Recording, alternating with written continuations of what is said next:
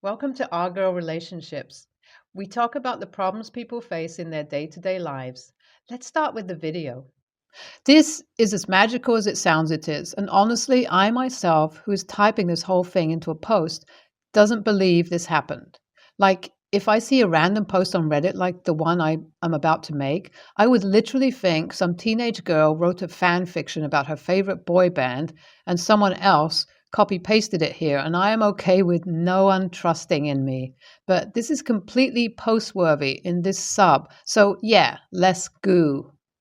I'm a 27-year-old man who was single until 3 days ago.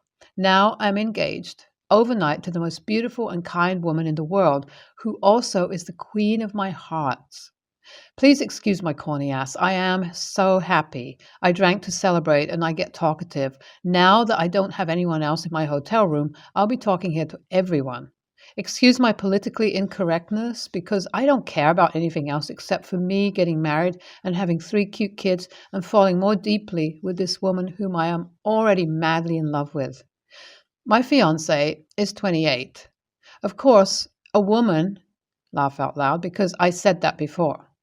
I love how I'm feeling right now, and I have the Sway With Me song playing in the background, and I miss her again. And wait, am I blabbering again? I'll continue saying what happened. So, me and her have been together since we were 14. We were each other's every firsts, and we were like soulmates. If you want to find me, then look for her kind of soulmate, and we have so many memories together, like I can't even name them all. And the best part of our relationship is we have been each other's best friends since forever. And that's the best part. I remember our first kiss in her room because she wanted to practice before her date with this other guy. And that was also our first date. Her date ditched her and she was crying her eyes out. So I took her to McDonald's. It was the best. And you know what we did after getting engaged? Went to McDonald's and had a ton of junk food. Then I remember prom. She looked so perfect, and that was the day we actually knew how we want each other forever and are willing to do anything for that. We both went to the same college and stayed together as roommates, and those were the best years of our lives. Even if we had so much more responsibilities, we just felt it was the best thing to happen, honestly. Every time something happens, no matter how minor the crap is, I just fall in love with her without questioning anything.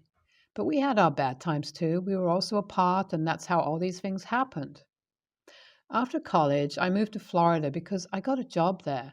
The job was really good, and I would have taken a huge hit in my career if I wouldn't have accepted that job. So I chose to follow my dreams. And then we had to do long distance, and that was the whole cause of us breaking up. The thought itself makes me cry. It's the alcohol. I was really heartbroken when we had to part our ways. We had no reason to hate each other or have a bad blood between us, so we decided to remain friends and we thought that was it for us. And we have no future anymore. And like that 8 months went by and she had already started seeing someone else because she wanted to move on and use that guy as a rebound. She sounds like the bad guy, but we all are bad guys in someone's story. So whatever she didn't make the best choice of being by herself, but rather chose a really bad way to get over me. But it's okay. Everyone has a different way of dealing with pain. I love her and I'll forgive her for everything, and it's okay whatever happens. It doesn't matter. So yeah, let's forget it for now. It hurts though, so they dated and decided to get married. So yeah, from the title, you can see that she was getting married to someone else, and of course, I was invited for it. And I didn't go because I was still in love with her and couldn't see her being with someone else, and she was getting married. So I decided I would skip her marriage, leave her a voice message congratulating her and telling her my last final goodbyes, and then completely get over it. Cut every relationship with her because I can't play this game of pretending that I'm not madly in love with, and I would never be okay with seeing her live our dreams with someone else. I can't just imagine myself not crying, screaming, and throwing up while she kisses someone else when she's asked to kiss the groom, and if she names her kids by the same name that we decided to give our kids. It would all break me, and standing there and pretending that it's okay is something I will be incapable of doing. I'm really heartbroken again, thinking of that time as I lie down here alone by myself. I can't believe that it actually got better, and now we're back being together again and more in love with each other. After I left, I exactly don't know what happened there, but according to my wife, she just never felt connected to that guy and didn't feel comfortable with him anyways. It was just done for the sake of getting over me and nothing else. She's better than that, but I keep on consoling myself. We all make mistakes, so let her learn and grow from it. But yeah, I would be lying if I say that I'm not hurt. My friends informed her that I won't be coming back around anymore, and I think that thought of losing me forever in every way just made her come back to me. When I switched my phone on the next day, I had 1,000 texts, and everyone was asking for my location. I was actively shitposting on private account, and I forgot to remove one mutual who was going to the wedding. We live in different cities, and I vacation in one nearby of a place where she was getting married. So I wake up hungover and get a call that my bride is here to get me. I was like, if this is a prank from my brother, this ain't funny to me. I mean, in reality, she was being a bride to someone else, and here I was being told my bride came to me. After I was told to come down, I freshened up and went down because what if my bride is really there? To my surprise, I actually see my friends and my lovely girl standing there waiting, and she runs into my arms and tells me she is sorry. And she left the wedding, and everyone was like giving mixed signals. It was confusing for my broken heart. And one of my friends asked me, why didn't I show up for my own wedding? And I was like, what is going on here? Then they made me sit down and explain to me that my wife couldn't bring herself to get married to someone else and ran away from the wedding and called the marriage off and traveled the whole night in the car with my friends to come get me so we can get married. What in the rom-com world is this? I thought I was high and pinched myself. The pain felt real, and we went back to my room. They all freshened up one by one and explained the whole situation. At night, we got engaged, and she arranged the whole thing. We have yet to make a solid plan for this relationship to work, but we don't care. We love each other. I'm married. I can't believe it myself that I am freaking married to the girl of my dreams, and I am so happy. We got married in a small chapel with our family and friends around us. I had the best time of my life and enjoyed so much, and we felt so much better together. We have agreed and decided how we are going to maintain our relationship, and what we have planned is option A, she will try getting a job in my city. Look, I earn more money and she doesn't really, and is interested in working and is just doing it for the sake of not getting bored at home, so it doesn't really make a difference to us. Financially, me working is well enough for both of us, and I have a feeling this will work out. Plan B, she quits permanently and I become the breadwinner of our family, and for me this is more better, but I will let her decide and play the cards in on this one. But option B is just simply suitable, and as she is a writer, she should be able to work from anywhere. Like her job only requires her, so it doesn't really matter. I am the one who has to be around people and deal with them. That's all, honestly. And about the guy, he assured me that they didn't even kiss once and said that he knew my wife was not into him, but he liked her so much that he just wanted to be with her no matter what, and he ended up agreeing to her for marriage. He said he knew sooner or later that was ending in divorce, but boys and their desperate asses. 2 years of marriage later, I am making this post, and the more I read the post, the more I cringe to myself. I tried my best writing that, and the alcohol was strong that night, and I was happy for everything that happened. It was really difficult, and we had our fair share of times when we wanted to give up, and that really made us come even closer. We are even thinking of having kids now that she has freedom to work from anywhere and has found a really nice publisher. So we are totally good, honestly. The plan B worked, and we had a really new beginning, and this whole thing still feels like we're both 14 years old, and we are completely in love, like two stupid teenagers, and everyone actually quotes us on this. Right now, she's sleeping beside me because she was busy setting up her studio and was really tired. I came across a notification and thought, let's drop an update. We are good, and I think that's the most important thing. The start part of the story seemed really unrealistic, but the second part was like every other love story of ordinary people, and yeah, it does require a crap ton of work. All the best for both of you.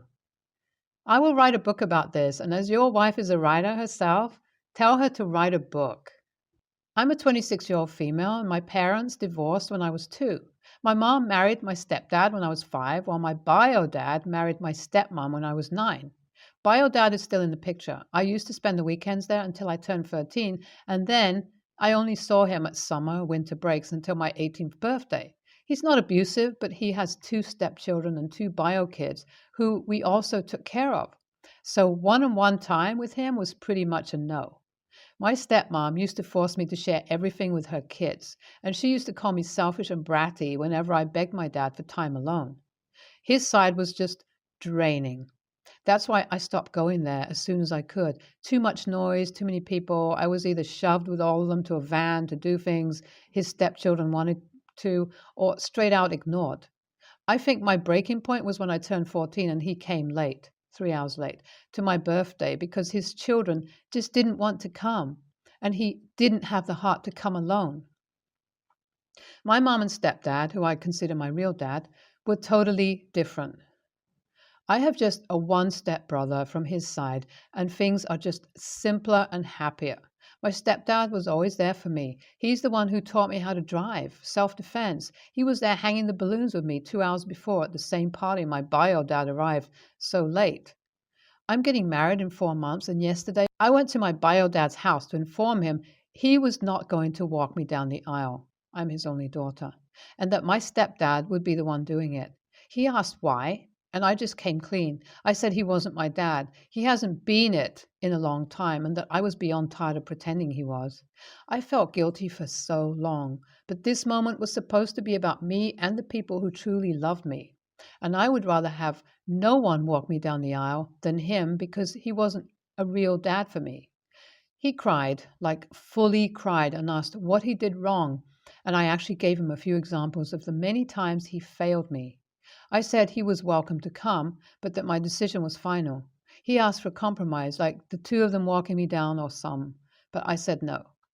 On my way out, my stepmom caught me and called me the biggest AH because I was robbing my bio dad of a moment he has dreamt of for years.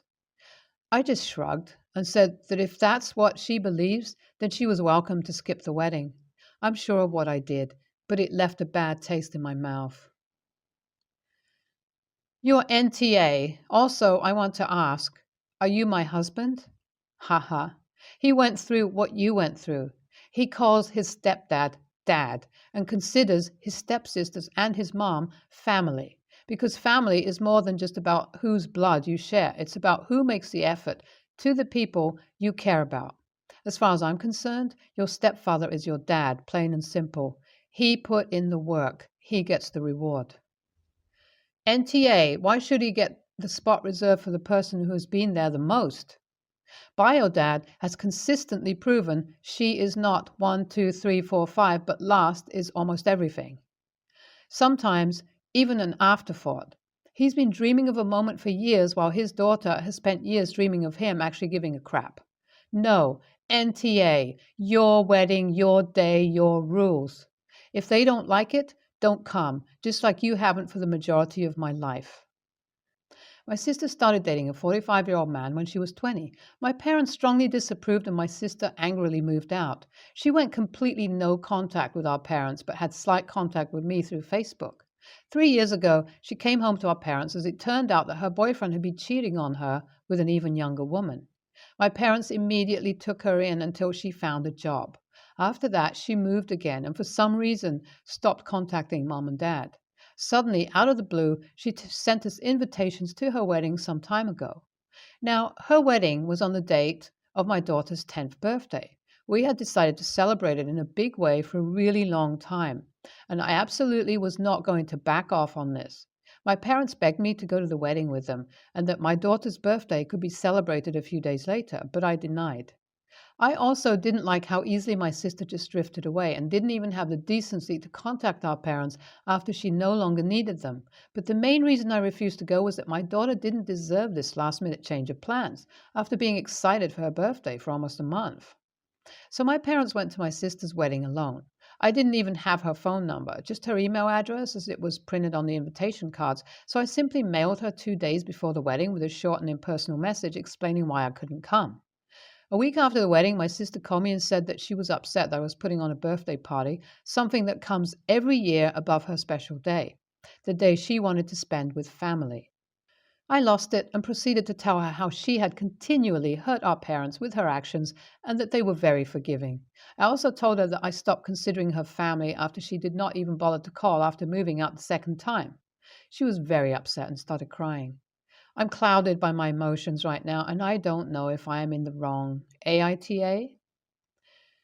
Thank you for all the thoughtful responses. Fortunately, my sister didn't get married to that cheating old man. Her new husband is really nice, according to mom and dad. NTA, sister is treating you and your parents like accessories to be hauled out whenever there is a dress up event. You owe her nothing. I'm glad you don't sound mad at your parents for going and possibly not attending the birthday party.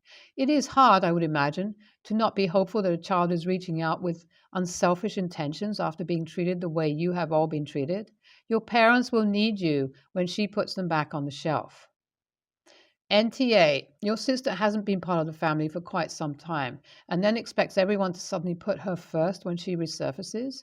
As a parent, your daughter's event should come first over your sister's drama. Children may say they understand, but if you were to jump through hoops to accommodate your sister's event, someone who's basically a stranger to your child, over your daughter, it would send the wrong message to your daughter. And at her age, she may not be able to have the reasoning perspective of an adult. So it would be a hurt that she would carry for years. You were spot on with your sister in her phone call. She has treated your parents hurtfully and needed to be called out on it.